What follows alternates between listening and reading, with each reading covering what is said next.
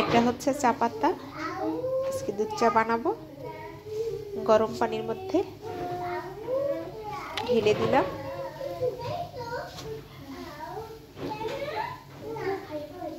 চাপাতি দিলাম, ফুটছে।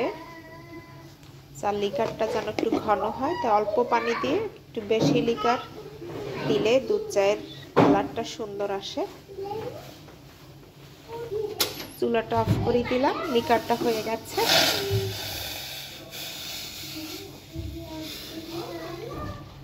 ছেঁকে নিচ্ছি।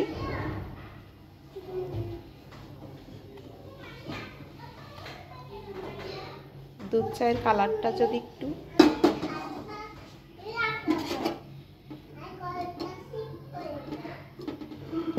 কড়া লিকার দিতে হবে, তাহলে এই যে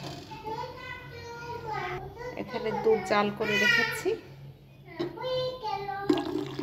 কালারটা সুন্দর চলে আসছে, একদম মালাই চা হয়ে গেছে।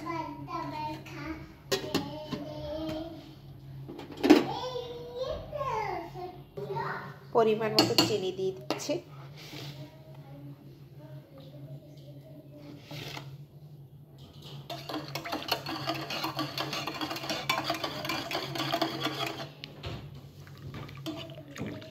একদম মালাই চা, খাঁটি গরুর